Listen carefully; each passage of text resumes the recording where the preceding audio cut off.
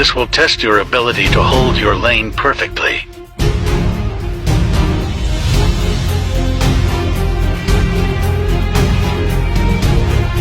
You can clearly see the barrier is on the outside of the lines, but it felt a hell of a lot tighter from the driver's seat.